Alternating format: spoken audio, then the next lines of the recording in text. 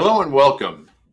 Each and every week, particularly on Thursdays, we get a chance to speak with college coaches from around the country, all levels and all divisions. And what I really enjoy about these opportunities and these moments are for families, parents, student athletes to really begin to understand from the coach's perspectives the changes, not only as they occur in real time, but the ones that may be on the horizon. And that kind of gives parents some information and some insight when they're trying to make decisions as a family with regard to college athletics and college selection as a whole.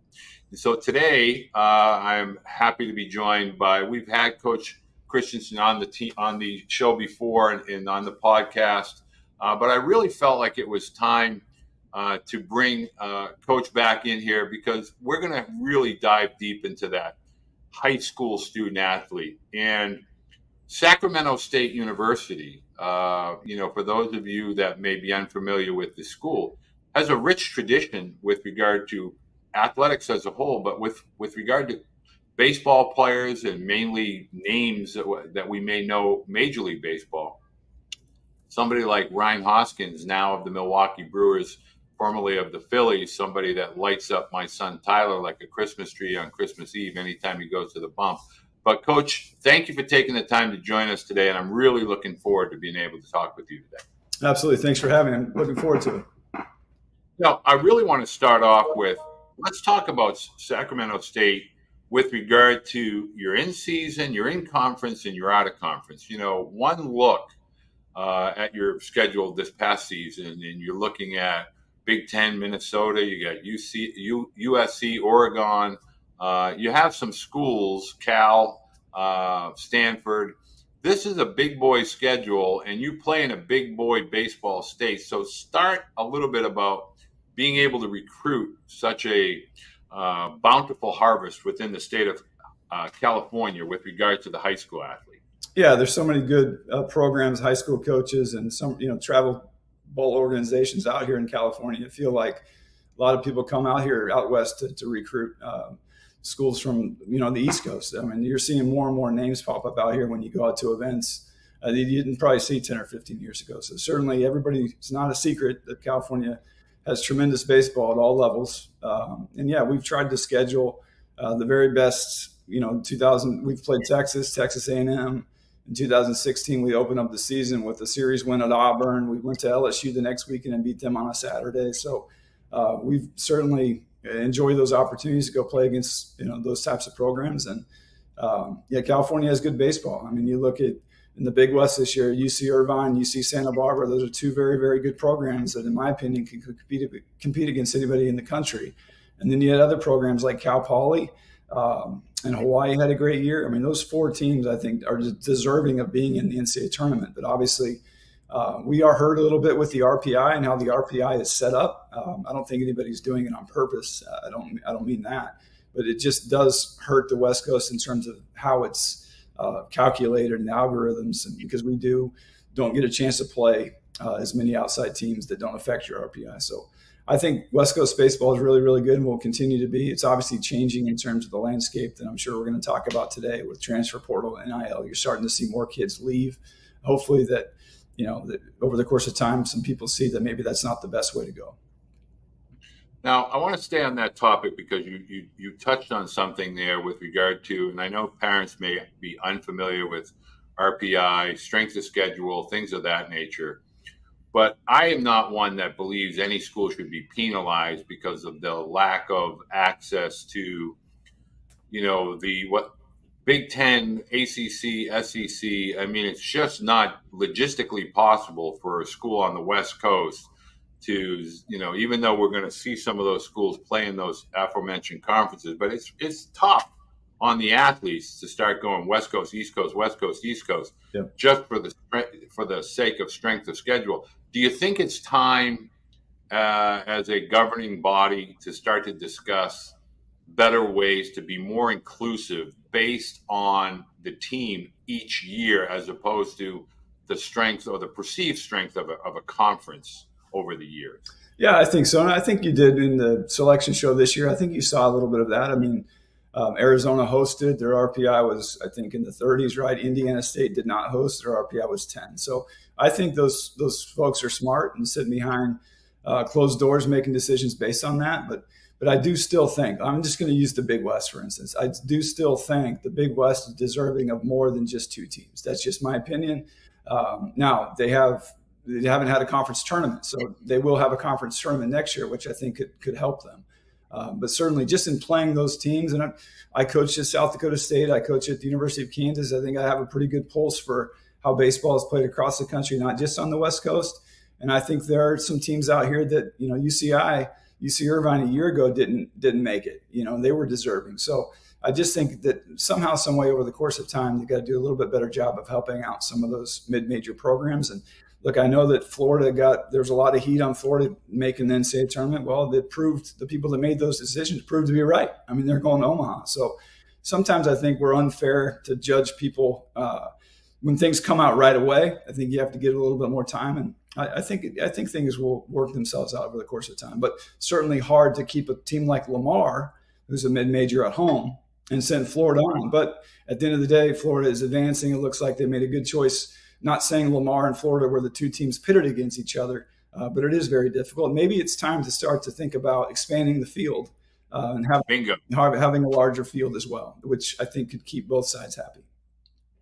Could we potentially at some point see a play-in week in between conference weekend, conference championship weekend, and the start of the regionals? In other words, could there be a time where, okay, that week after conference tournament, we have a play-in group, say 12 to 20 teams, and then there's a selection show based on that, and we increase it from 64 to, say, 72? Do you think something like that could ever be created? Yeah, I mean, I think Mike Rooney has had a good I think it's Mike that's come up with this idea of having 72 with 36 host sites. And, I mean, all season long we're playing a series until we get to the season, right? Like, why don't you have 36 sites where the top 36 seeds get a chance to play, the teams 37 to 72 and host them on their campus, best 2 out of 3 format, and then move on from there. So I know that's been thrown out there, and hopefully that, somebody at some point will move in that direction. But, really goes back to me, like, at what point also are we going to start to talk about moving the start back to March 1st? College baseball is more popular than it's ever been. If you move it back to March 1st, you have more programs across the country, specifically in the North, that now have a chance to draw a little bit better, generate more revenue for their programs, more people in the seats. Maybe some of those kids from the North decide to stay in the North and don't go to the South. I mean, I think there's a lot of layers to what people are looking at. It's been discussed, but maybe, because of how popular it is, and ESPN seems to be spending a lot of money in our sport, that hopefully the powers that be, the decision makers, decide to do some things in the next 3 to 5 years that continue to grow the sport even more than it is right now. We're going to start to delve into the changes that have been implemented in there that are expected to be implemented. I want to remind people, go ahead. If these are the types of discussions that you like, I want you to hit that subscribe button down below, as well as the notification button. Also, be aware now that the Baseball Blue Book app is all redone and going to be available now in the App Store. So make sure, if you want to have access to Coach Christiansen, the social media handles of the coaching staff, the email address, the contact information, specifically to Sacramento State, you'll be able to do that through the Blue Book app. It's available in the App Store. Now, Coach, I want to talk to you about these topics that are coming up during this time of year: summer baseball for the high school athletes, travel baseball tournaments. A lot is being discussed with where is the high school student athlete with regard to recruiting. We see the portal, crazy numbers over the last couple of weeks. But is there, in your opinion, still a fit, a role, a niche for the recruiting and the development of the high school athlete within college baseball? I believe so. I wholeheartedly believe so. We have a freshman class coming in this next fall. Our best teams have been made up of, guys that came in as freshmen, developed together. That core group stayed together. I know it's harder now, but I'm not going to give up that dream that that's the way you can build a program. I know, some coaches across the country are now talking more about building a team for 1 year at a time. I still hold on to this hope that, kids in 20 years have memories and can come back to our campus to celebrate that kind of stuff. Like, if you're just building a team, they're not really caring about the logo on your jersey. It's just for what they can get out of that year so they can go on and chase their thing. I think, look, in society, we've gone that direction, right? It's about me. It's not about we. So I'm not going to stop dreaming that you can put together a group of freshmen to walk in. I got on a call with our incoming freshmen a couple of weeks ago and just shared with them, like, here's the challenges that you're going to face. You need to get in the weight room. Like, I know that sometimes when you graduate high school, your parents are excited to send you on a senior trip. Let's go on vacation. Let's go do all those things that families want to do with their sons before they send them off to college. But if you want to be a college baseball player or a college athlete, like, every day matters. Those kids that you're going to be competing against, our Friday night guy is a 24-year-old, 6-year senior coming off, 2 Tommy John. Like, so if you're an 18-year-old kid and you're competing against that kid, you're behind. So you need to get in the weight room. We've encouraged our guys to continue to play during the course of the summertime so you can get those 100 at-bats before you walk onto our campus. And it's not, sometimes these kids, it's like they've ran through that finish line. They've graduated high school. They have their scholarship. They're going to the school they dreamed of going to. And then they get there and they are way behind. And once you get behind, it's hard to catch up. And next thing you know, some of those kids are shuttled off to junior college, or at the end of their year, they're redshirted and asked to leave. And it's a challenge. But as long as I think that we communicate with them what it looks like, and they put in put in the work to do it, we're going to meet them halfway. But yeah, I'm passionate about the high school kid. I'd rather have a team full of, the core group being high school kids. I think a couple of years ago, we made a decision to, when transfer portal hit, we hit it pretty hard. And then next thing you know, the nucleus of our roster was more transfers and less those high school. And it wasn't a whole lot of fun. It's now you go into how can I keep this kid happy? How can I make sure this kid doesn't go on the portal? I mean, I think I was coaching to please everybody instead of coaching to try to win a game. And really our record the last 2 years, I think, has reflected that. So we're going back to the high school kid. We're going to coach him hard and not worry about the portal. We're going to be honest with the parents and let them know what it's about. And then we'll go from there. But that's what I believe in. And we'll find out if it works out. But I'd rather do it that way than the other way, for sure. So here's what I call the specific area of focus with regard to this topic. We get a lot of people that want to pass blame, travel ball, and this and that, as far as kids wanting to up and leave. But at the end of the day, when dinosaurs roamed the earth, there was never an expectation of a sophomore in high school starting right away. Yeah. There was kind of this: you get in, you learn, you grow, and then you find your way, you earn your way between the lines. And in college, it seems to now be a byproduct of the versatility of rosters within travel baseball, and in some cases high schools, where if I'm not playing, I got to find a place where I can play because it's all I have to play. Yeah. Are we still able to develop? That word gets thrown around. Yeah. But are student athletes ready to be developed? And are they able to allow their bodies, their minds, their skill sets to mature to the point where they're going to be able to compete? Or are they just looking for, okay, this guy doesn't like me because he's not starting me. This guy told me I was going to play, but I'm not playing. I got to get out of here. What's the happy in between so that high school athletes know that there's a process to coming into school and learning and getting the opportunity to compete for playing time? I think you're dead right. We had James Outman, who was third in the NL Rookie of the Year last year for the Dodgers. James had 40 at-bats his freshman year, 40. And then he went on to become a regular player as a sophomore and had a good junior year and gets drafted, right? Like, there's a progression. We talk about skipping steps in your progression, right? Like, I think these kids and these families want to skip steps. Sometimes, I'll just share this. In our conference this past year, in the WAC, Western Athletic Conference, there were 5 freshmen that started more than 30 games at a position. 5. Okay. There were only 13 sophomores that started at a position more than 30 games. I asked our guys, our incoming freshmen, I asked them, like, how many do you think? They have no idea of that number. they all think that they're going to be the guy that plays every day as a freshman. So I think it's just more educating them, but being okay with that's just the process. When you were a freshman in high school, you didn't start on varsity. Very few did.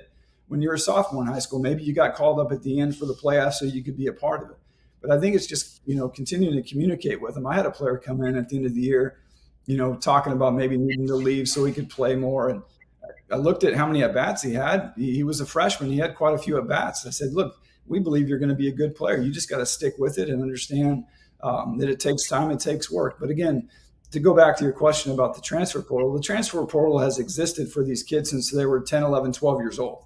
I mean, let's be honest, right? I mean, if they didn't get to play, they went to the next team. If they didn't get to play, they went to the next team. So at some point, I think you just have to be honest with the kids and the families. And for us, it's easy because we can show them. Reese Hoskins didn't start as a freshman every day until like game 11 or 12 of his freshman year. So it's earned and it's the right timing, right? I do think the transfer portal, I think it's a good thing for some kids, right? At the end of the day, like if you're not getting an opportunity to play and you see like you got three guys ahead of you, yeah, I think that's what it should have been designed for. But we'll get in. I'm sure we'll talk transfer portal on the other side of it down the road later on in the podcast. But I do think that there is a place as long as the coach and the family understand what it looks like, and you're just honest with them about where they're at, and you have a good strength and conditioning program. I encourage high school kids to go watch a college baseball game. Those kids are physical. I mean, it's not. It's 21-year-old men. It's no longer an 18, 19-year-old kid's game. So. But yeah, I love coaching the high school kid. I love seeing them develop over the course of time. And I love knowing that they're going to stay connected the next 20, 30, 40 years because of their experience together for the university. I'm going to ask you this question because I think you're the type of coach and man that can be able to answer this candidly and honestly. With the explosion of social media and the parental involvement at the lower levels, has that created this expectation that there's a linear path between being an elite 12 to 16 or 17-year-old athlete, and therefore that should just lead to a meteoric rise within college? We seem to think that we can take calculus without taking algebra. From a parent's perspective, they have to understand there is a learning curve that is massive between high school and college that I think the vast majority of parents may underestimate, and then they throw their student athletes kind of in the deep end and say, there you go, you're a champion swimmer. I'm sure you're going to get a medal in the 400, medley. The weight of expectation must weigh on these student athletes from social media and families, et cetera. It's tough. College baseball is a tough sport. Yeah.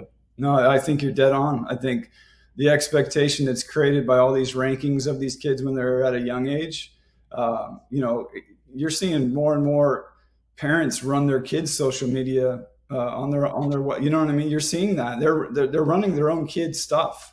I just think it scares me. It scares me for the kid, right? Like at the end of the day, why not can we just focus on going and playing in your game with your teammates and your friends and trying to win the game and have a good time and be a kid? I mean, it doesn't seem that way anymore. It's like I have an 18-year-old son, and he's not going to play college baseball. He's actually going to go be a student manager at University of Nevada, Reno for Jake McKinley, a good friend of mine.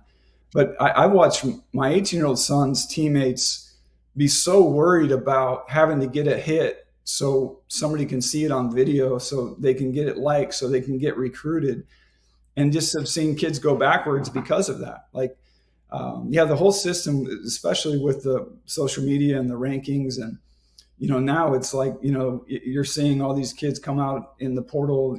I'm entering the portal. There's rankings for the kids in the portal. I just think it's a dangerous situation that we're doing, and really, it's the adults that are doing this.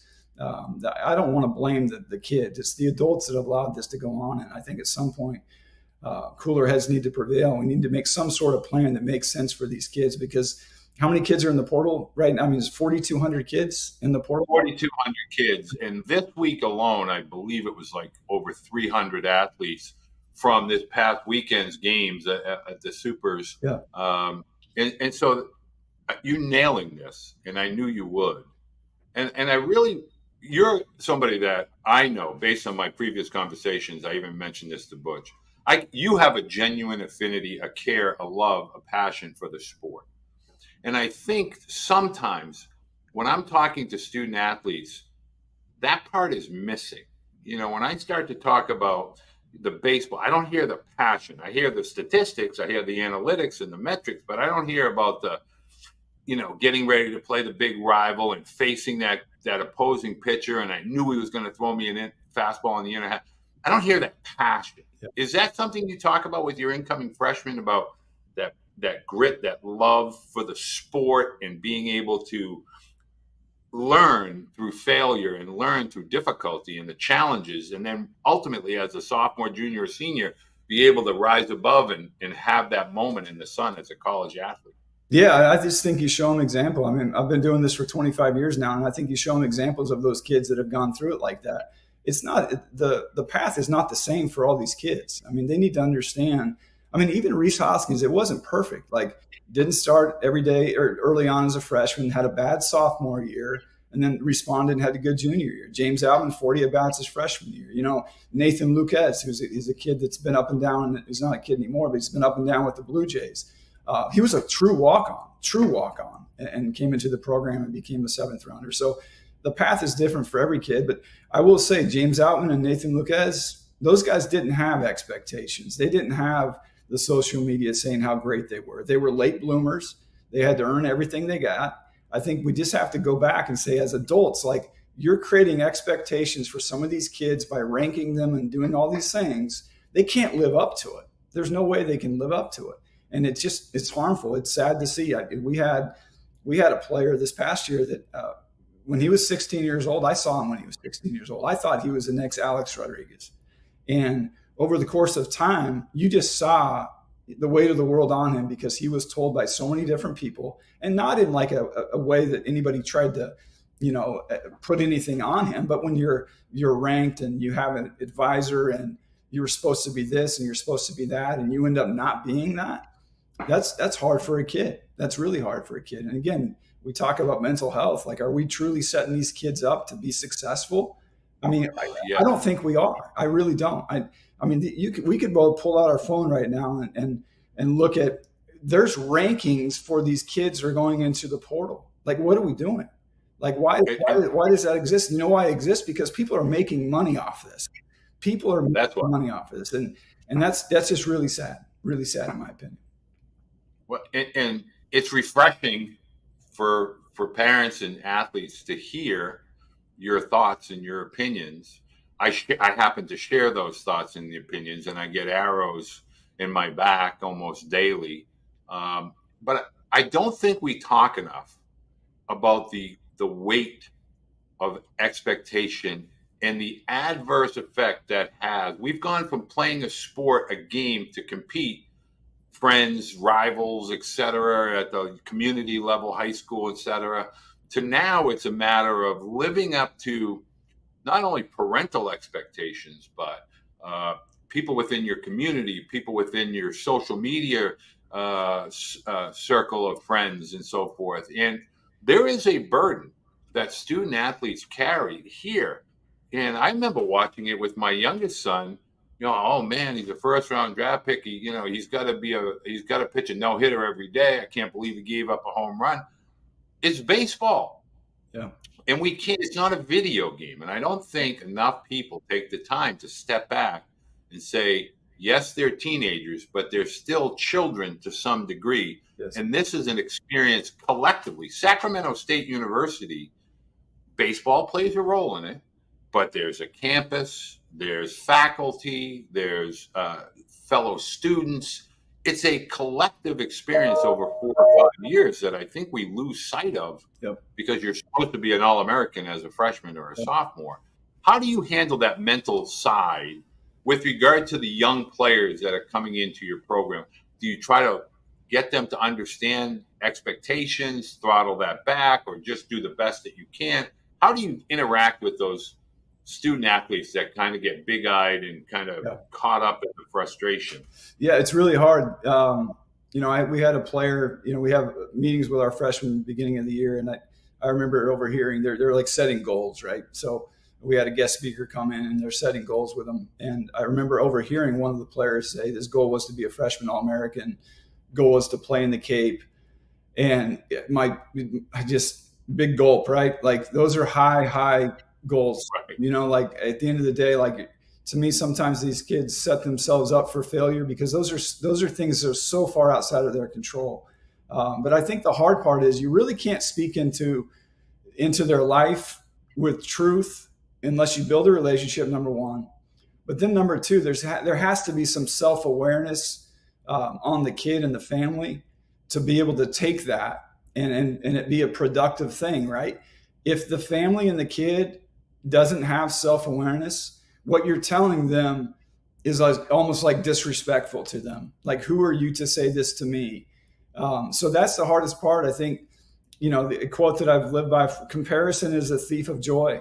Like at the end of the day, there is so much comparison created by adults that these kids are looking, well, I'm better than this guy. I mean, we've all heard it, right? Like you recruit a kid and, oftentimes when I go to a game locally, I don't even wear Sac State gear because I'll hear hey, why didn't you recruit my son? You recruited this kid, and my son hit better. You know what I mean? Like, so at the end of the day, it's the comparison is the thief of joy. Like, we talk to our players about that. Some things are really important is self-awareness. So you really need to look yourself in the mirror and look, you chose to come play here because you believed in us. Then you really, really need to trust that when we say something to you, it's for your own good, man. We're not trying to crush you. We just want it to be honest with you, but it's just getting harder and harder for them to accept that. And oftentimes, you know what? You don't even have those conversations because you feel like you're going to push them away. So you just need to build the relationship further and further and maybe let them fail on the field before you have that conversation. And hopefully they're open to making change or open to maybe, changing the goals a little bit and making a more action step based on where they're at. Has it become harder for coaches in general to truly coach? And by that, I mean, used to be coaches were mentors. They could be gruff. They could be stern. They, chose words at certain times that maybe in today's world or society are unacceptable, or tone, I guess, is a better way of approaching it. Have we reached a point within college athletics? And I always ask, did Coach Saban step away because he can't be Coach Saban anymore? Yeah. Have we reached a point in coaching at the collegiate level? Travel ball coaches, not a lot of constructive criticism going on in travel ball. High school, if you talk a little bit too stern, it can be frowned on, even to the point where parents are like, do I even need high school baseball? I can just go play travel. It's more competitive and better coaching. Yeah. Are we reaching a tipping point with regard to coaches being able to actually coach student athletes? Yeah, it's been a challenge for me personally the last 2 years. I don't think I've done a great job because of all the other things that you worry about. I had a conversation with our team at the end of the year. The guys are coming back, and I'm going to just go back to being who I was the previous 13 years. Meaning, I'm going to challenge our guys. I'm not going to worry about the things I can't control. We tell them not to worry about the things they can't control. Then I need to do that myself, right? I worried about transfer portal. I worried about all those different things that I can't control. So we're just going to go back to developing guys by challenging them, making sure they understand what the standards and the values and the core beliefs are, making sure that we're as organized as we possibly can be, making sure they understand that we do love them, but with love sometimes comes tough love, right? So at the end of the day, those are things that we're going to go back to doing. And I want to do it with high school kids primarily. We're going to sprinkle in the transfer here and there, but it's going to be the high school kids because our best years here were 2012 until right up when COVID hit. And it was a player-driven program because all the freshmen had come together, right? And it was like a cycle. They by the time they're sophomores, juniors, seniors, they're the ones leading this thing. And you hear them echo things that you've talked about, and 10 years later, they're echoing things that you talked about way back in 2012, and that's what a program should look like. So yeah, we're going back to that. I don't want to give up on this thing. I don't want to get to the point where I'd rather work at Costco than be a college baseball coach. These kids still need mentors. They still need leaders. Look, we're a mid-major program. I understand where we're at in the landscape of college baseball, and I certainly can't speak to how the Power 5 programs are dealing with this right now. You feel like they have to be old every year to win. But look, coaches are getting fired now, right? I mean, you've seen coaches that have gone to the NCAA tournament get fired. So they're making a lot of money. The donors, the alumni base, the people want the product to be championship level every year, which is unsustainable. It's not realistic. But with that, I think we are making decisions based on kids that are harming them at the end of the day because of that, in my opinion. But I'm not going to stop fighting from where we're at out here in California to do the best for these kids. In your opinion, would the game be best served if we were able to have, just going to use the football terminology, a 1A and a 1AA, the bowl series versus the playoff series within baseball? In other words, we see all this emphasis with the recent legislation, with the Power 5 and whatever that ends up becoming. But is that something now where there should be the professional division versus the Olympic division, or 1A versus 1AA? Should we have a separate Division I College World Series where it's more inclusive with mid-major schools as opposed to the $100 million athletic budgets that some of these Power 5s operate under? Yeah, I've heard people talk about that.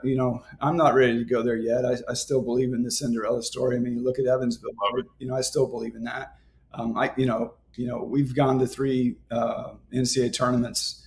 I mean, that's what I wake up trying to get our team back to, right? So that's what they want to chase. They want that opportunity. So I don't want to give up on that, but I think there has to be some changes in terms of legislation that allows the mid-major programs at least some level of competitiveness, right? At the end of the day right now, when somebody from your program leaves and goes to a bigger school, we're the ones that developed the kid for a year or two, and now they get a chance to go to a bigger school. What do we get back in return? You know what I mean? Like, at the end of the day, I think the transfer portal should have been about kids that aren't playing, kids that maybe had their scholarship taken away, a coaching change.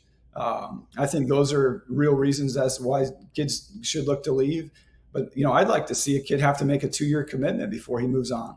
It comes in place for 2 years here.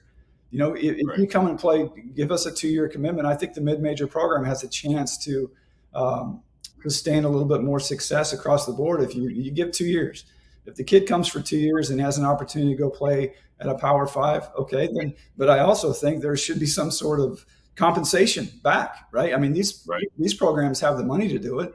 If we lose our shortstop to an SEC school, maybe the SEC school, or maybe there's a $10,000 compensation package back to the mid-major school that now, look, we have $10,000 we can put into our collective that we can now take care of our players. At the end of the day, we need to serve all these kids in that manner if they deserve to have an opportunity to do that. So I know that'll probably never happen, but that's just something that I'm passionate about. That I think the 2-year, we have to give these kids a 4-year commitment, right, when they sign their scholarship to us.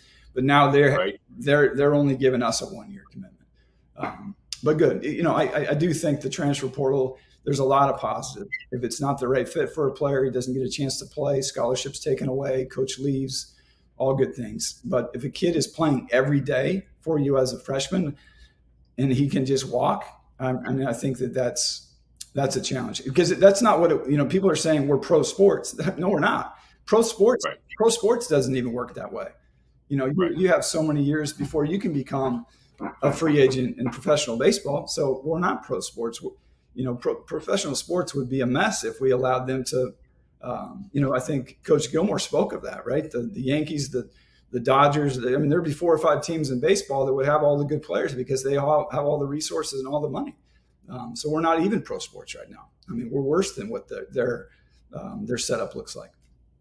Well, talking with Gilly, Coach Gilmore, Garrett Gilmore, recently retired from Coastal Carolina.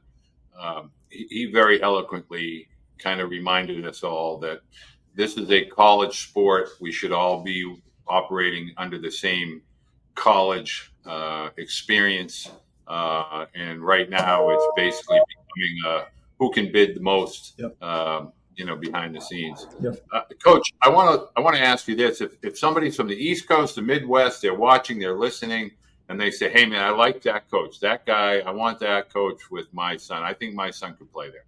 Are they going to see you? Should they go to a camp? Should they email you? How do you now want those people to find their way to Sacramento State University to try and capture your attention? Yeah, I think email is the best bet to begin with. Email with information about the student athlete for sure, and then go from there.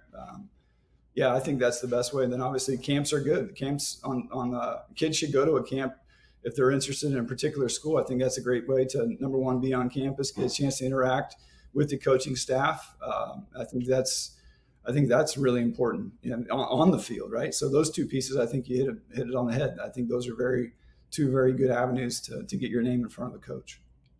So one of the things that I want to let parents and student athletes know, again, with regard to the Blue Book app, you can contact Coach Christiansen. You can see when their camps are available. It has all of their contact information, and it offers a great resource, not only for parents to contact the coaches, but also the coaches are able to kind of check in, and they're able to see your videos and maybe some of your analytics, whether that's, exit velocity, spin rates with Rapsodo, all of the technologies that are now available. Yeah. So it's good to be able to interact and connect parents, student athletes with college coaches. Absolutely. Reggie, I really appreciate you taking the time. I wish you nothing but success. Every time Ryan Hoskins hits a 500-foot home run off of Tyler, I'll now think of Sac State.